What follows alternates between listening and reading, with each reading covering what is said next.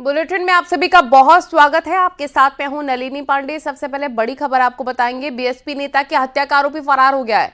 BSP नेता कलामुद्दीन की हत्या का आरोपी फरार। पुलिस की हिरासत में ट्रेन से ये फरार हुआ है। आरोपी गुजरात से यूपी लाते वक्त फरार हो गया है। 3 साल से पुलिस इसकी तलाश कर रही थी। 15 फरवरी 2021 में गोली मारकर इसने हत्या की थी। बड़ी खबर आपको बता रहे हैं। फरार हो गया बीएसपी नेता की हत्या का आरोपी। कलामुद्दीन की हत्या का आरोपी फरार।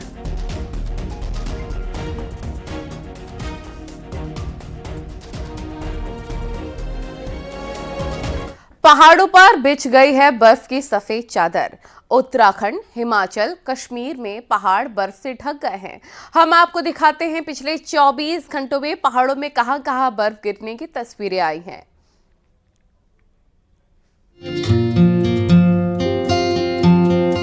पहाड़ों पर सीजन की पहली बर्फबारी शुरू हो गई है। केदारनाथ, बद्रीनाथ से लेकर शिमला तक पहाड़ों पर बिछ गई सफेद चादर। सैलानी बर्फबारी का जमकर आनंद उठा रहे हैं। उत्तराखंड में कई स्थानों पर बारिश और बर्फबारी हुई।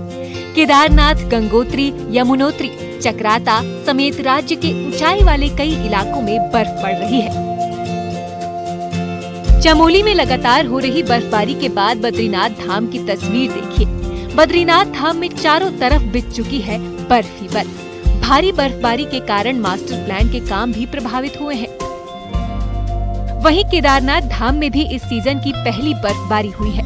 ऐसा लग रहा है मानो केदारपुरी ने बर्फ की चादर ओढ़ ली है। केदारपुरी में हुई बर्फबारी से पूरी घाटी चांदी की तरह सफेद हो गई है। वहीं बद्रीनाथ धाम में हुए स्नोफॉल से हर तरफ बर्फ ही बर्फ दिखाई दे रही है, तो गंगोत्री और यमुनोत्री धाम भी बर्फ की चादर में लिपटी हुई दिखाई दे रही है। चोपता को मिनी स्विट्जरलैंड कहा जाता है। बर्फबारी ने चोपता को वाकई स्विट्जरलैंड जैसा खूबसूरत बना दिया है, जिसके कारण यहाँ आने वाले पर्यटक बेहद खुश दिखाई दे रहे हैं। बागेश्वर के उच्च हिमालयी क्षेत्र में मौसम की पहली बर्फबारी हुई है। खाती, बाछम, किलपारा के साथ लीती और शामा में स्नोफॉल हुआ है। वहीं बर्फ गिरने से निचले इलाकों में भी ठंड बढ़ गई है। बर्फबारी से अब पहाड़ों में पर्यटकों की संख्या बढ़ने की उम्मीद जगी है। उच्च हिमालयी क्षेत्रों में बर्फबारी हुई है और इसके लिए पहले से ही निर्देशित किया गया था, तो खाद्यान्न वगैरह जो हमारे गोदाम वहाँ पर है उनको उनमें पूर्व से ही रख लिया गया था। साथ ही साथ जो ऐसे स्थल हैं जहाँ पर संवेदनशीलता रहती है, तो वहाँ पे जेसीबी की तैनाती भी पूर्व से ही कर दी गई थी। मशहूर पर्यटक स्थल चक्राता में पहली बर्फबारी के बाद पर्यटकों के चेहरे खिल उठे हैं। प्रदेश में निचले इलाकों में जहां देर रात रिमझिम हल्की बारिश से मौसम सुहावना हुआ, वहीं चक्राता की ऊंची चोटियों पर देर शाम सीजन की पहली बर्फबारी देखने को मिली। पहाड़ों में क्रिसमस और न्यू ईयर से पहले अच्छी बर्फबारी हुई है। बर्फबारी के बाद कारोबारी भी खुश हैं। वहीं औली घूमने आए सैलानी भी बर्फबारी का लुत्फ उठाते नजर आ रहे हैं। पहाड़ों पर हर किसी को लंबे समय से हिमपात का इंतजार था। सीजन की आज औली में पहली बर्फबारी है। काफी अच्छा है कि इस बार अच्छे टाइम पे यहाँ पे स्नोफॉल हो चुका है और काफी टूरिस्ट यहाँ पे आ रहे हैं। लोग काफी खुश हैं, एंजॉय कर रहे हैं। वेस्टर्न डिस्टर्बेंस से पहाड़ में मौसम बदल गया है और पहाड़ों में बूंदाबांदी और बर्फबारी शुरू हो गई है। मौसम विज्ञान केंद्र ने देहरादून, हरिद्वार, टिहरी, पौड़ी, नैनीताल और उधम सिंह नगर के लिए भी बारिश का अलर्ट जारी किया है। वहीं बारिश और बर्फबारी से तापमान में 3 से 6 डिग्री तक गिरावट आ गई है। Bureau report, news 18। और लंबे इंतजार के बाद फाइनली पहाड़ों पर बर्फबारी हुई है। स्नोफॉल से पर्यटक काफी खुश हैं और पर्यटन कारोबारियों के चेहरे खिल गए हैं।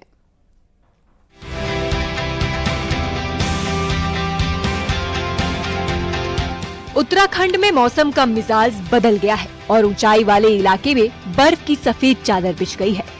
चमोली में विश्व प्रसिद्ध पर्यटक स्थल औली में सीजन की पहली बर्फबारी हुई है। इसके साथ ही बद्रीनाथ धाम, जोशीमठ में बर्फबारी होने से एक ओर जहां तापमान में गिरावट दर्ज की गई, वहीं हेमकुंड साहिब के मुख्य पड़ाव घांघरिया में मौसम की पहली बर्फबारी हुई। लगभग 5 इंच बर्फ घांघरिया में गिरी है। क्रिसमस और न्यू ईयर से ठीक पहले अच्छी बर्फबारी होने से पर्यटक कारोबारी भी बेहद खुश हैं। काफी अच्छा है कि इस बार अच्छे टाइम पे यहाँ पे स्नोफॉल हो चुका है और काफ़ी टूरिस्ट यहाँ पे आ रहे हैं, लोग काफ़ी खुश हैं, एंजॉय कर रहे हैं। और ये हम लोग के लिए सबसे बेस्ट है कि अभी हमारे होने वाले विंटर गेम भी यहाँ पे नेशनल विंटर गेम भी होने हैं, जिसके लिए बर्फबारी काफ़ी अच्छी इस बार देखने को मिल रही है। मैं आज पहली बार यहाँ ये औली आया और पहली बार ये बर्फ़ गिरते हुए देखा। बहुत अच्छा लग रहा है, बहुत खूबसूरत नज़ारा हो चुका है। पहले भी आपने स्नोफॉल देखा है? पहले भी देखा है, पर ये औली भी मेरा फर्स्ट टाइम है। औली में बहुत ही खूबसूरत नज़ारा है। भारत चीन सीमा से सटे लफ्तल क्षेत्र में भी चारों तरफ बर्फ जम चुकी है और बीआरओ के जवान सड़क से बर्फ हटाने के काम में लगे हुए हैं। इन इलाकों में इन दिनों तापमान -10 से -15 तक पहुंच जाता है। फिर भी देश की सीमाओं पर भारतीय सेना आईटीबीपी के जवान तैनात रहते हैं। पहाड़ों की रानी में भी स्नोफॉल हुआ है। मसूरी के आसपास के क्षेत्र के साथ लाल टिब्बा, कैमल बैक रोड, अटल गार्डन में स्नोफॉल से कारोबारी खुश हैं। हल्की बर्फबारी के बाद सफेद की चादर से पहाड़ ढक गए हैं। गंगोत्री धाम बर्फबारी के बाद बेहद सुंदर नजर आ रही है। पूरा क्षेत्र बर्फ से सफेद हो गया है और बेहद खूबसूरत नजर आ रहा है। वहीं यमुनोत्री धाम में कड़ाके की सर्दी की वजह से गरुड़ गंगा का पानी जम गया है। प्राकृतिक झरने भी बर्फ बन गए हैं। मशहूर पर्यटक स्थल चक्राता में भी पहली बर्फबारी से पर्यटकों के चेहरे खिल उठे हैं। चक्राता के लोखंडी क्षेत्र में बर्फबारी से स्थानीय लोगों के साथ पर्यटकों के चेहरों पर रौनक है, क्योंकि कारोबारियों को उम्मीद है कि स्नोफॉल के बाद सैलानी चक्राता का रुख करेंगे और क्रिसमस और न्यू ईयर पर अच्छा काम होगा। वहीं जौनसार बाबर में देवबंद, मुंडाली, लोखंडी, खडम्बा, बुधेर में बर्फ से पहाड़ दूधिया हो गए हैं।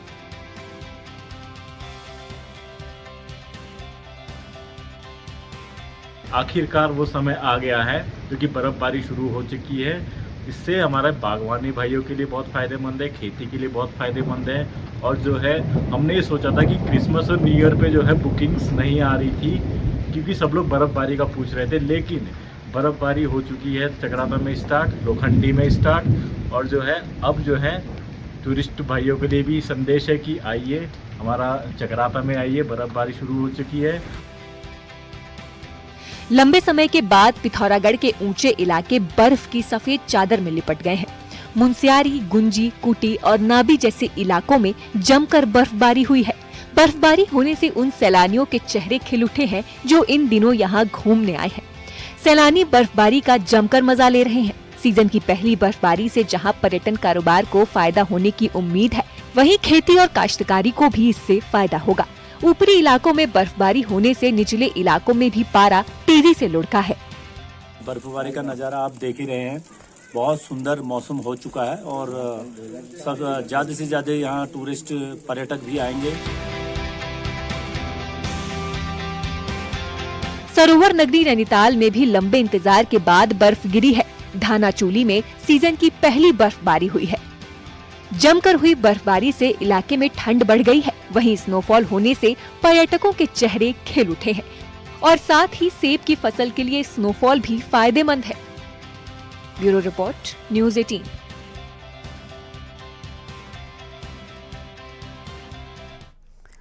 और दिल्ली एनसीआर में भी झमाझम बारिश के चलते मौसम बदल गया है। बारिश के बाद दिल्ली एनसीआर में ठिठुरन बढ़ गई है।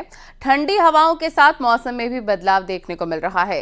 एक जमीनी इलाके में बारिश हो रही है तो पहाड़ों पर पहली बर्फबारी हुई।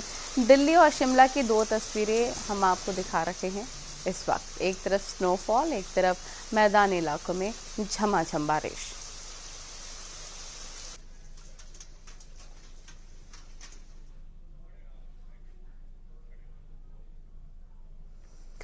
तो जिसका सबको इंतजार था वो घड़ी आ गई। जेवर एयरपोर्ट पर आज पहली लैंडिंग हुई है। फ्लाइट को वाटर कैनन के साथ सैल्यूट किया गया है। अब जल्दी ही जेवर एयरपोर्ट पूरी तरीके से फंक्शनल हो जाएगा।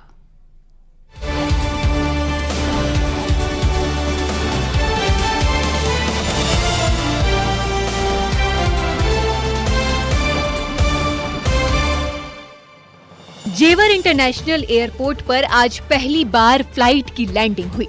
देखिए किस तरह इंडिगो की फ्लाइट जेवर एयरपोर्ट पर लैंड हुई।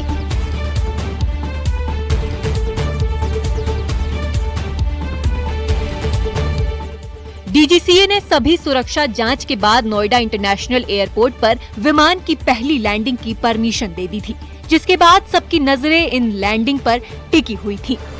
ये विमान दिल्ली के इंदिरा गांधी इंटरनेशनल एयरपोर्ट से उड़ान भरने के बाद 10 मिनट में जेवर एयरपोर्ट पहुंचा। लैंडिंग से पहले विमान ने आसमान में करीब 1.5 से 2 घंटे तक चक्कर लगाया। उसके बाद लैंडिंग करते वक्त सारे मानकों को पूरा करने के बाद लैंडिंग की गई। देखिए इन तस्वीरों को। पहली सफल लैंडिंग रनवे पर विमान को वाटर कैनन से सलामी दी गई। 6 फरवरी के बाद फ्लाइट्स के लिए बुकिंग शुरू हो जाएगी। लैंडिंग के वक्त विमान पैसेंजर्स मौजूद नहीं थे। दुनिया के सबसे मॉडर्न एयरपोर्ट्स में से एक जेवर एयरपोर्ट को माना जा रहा है। जेवर एयरपोर्ट का रनवे काफी खास है। जेवर एयरपोर्ट का रनवे करीब 3.9 किलोमीटर लंबा है। इसे 10 से 28 तक की संख्या दी गई है। प्रधानमंत्री नरेंद्र मोदी और उत्तर प्रदेश के मुख्यमंत्री योगी आदित्यनाथ के dream project Noida international airport में सफल लैंडिंग हो गई। आपको सीधी तस्वीरें दिखाएंगे। इस वक्त हम नोएडा इंटरनेशनल एयरपोर्ट पे हैं और इंडिगो की फ्लाइट ने सक्सेसफुल लैंड किया है। और साथ ही आपको बता दें कि जो तमाम कामगार मजदूर थे, उन्होंने तालियां बजाकर इस प्लेन का स्वागत किया। लंबे वक्त से इंतजार था। 3.9 किलोमीटर यानी करीब 4 किलोमीटर लंबा ये रनवे है और साथ ही 60 मीटर चौड़ा है। नया इतिहास रचा है इस जमीन ने, जिसे जेवर कहते हैं। और साथ ही आपको बता दें कि यहाँ पर प्लेन ने फिलहाल लैंड किया है। दिल्ली से आया था। अब ये रिपोर्ट डीजीसीए को सौंपी जाएगी। हवाई पट्टी की अगर बात करें तो यहाँ पर कैट 1 और कैट 3 इक्विपमेंट्स भी रनवे पर इंस्टॉल किए गए हैं। इक्विपमेंट कोहरे के दौरान विमान की ऊंचाई और विजिबिलिटी की जानकारी देंगे। इसके अलावा आपको बता दें कि एयरपोर्ट पर ILSL यानी इंस्ट्रूमेंट लैंडिंग सिस्टम को भी इंस्टॉल किया था, उसको भी परखा गया। रनवे पर सक्सेसफुल ट्रायल किया गया है और जल्द ही माना जा रहा है कि अप्रैल 2025 जो तारीख तय की गई है, यहाँ पर उसे एयरपोर्ट को शुरुआत किया जाएगा। लेकिन जिस वक्त का इंतजार था, जिस घड़ी का हम सबको इंतजार था, वो पूरी हुई है और ड्रीम प्रोजेक्ट अब अपने परवान पर है। एयरपोर्ट को पूरी तरह डिजिटल एयरपोर्ट बनाने का काम जारी है। Indoor navigation, passenger floor management, smartphone से चेक इन, बैगेज ड्रॉप और सभी चेक पॉइंट पर डिजिटल प्रोसेसिंग की इस्तेमाल किया जा रहा है। एयरपोर्ट का शिलान्यास 3 साल पहले 25 नवंबर 2021 को किया गया था और इसे रिकॉर्ड समय में बनाने का लक्ष्य रखा गया था। नोएडा अंतर्राष्ट्रीय एयरपोर्ट पर भारतीय संस्कृति से जुड़ी कला को दर्शाने का भी भरपूर प्रयास किया जा रहा है। Bureau report, news 18।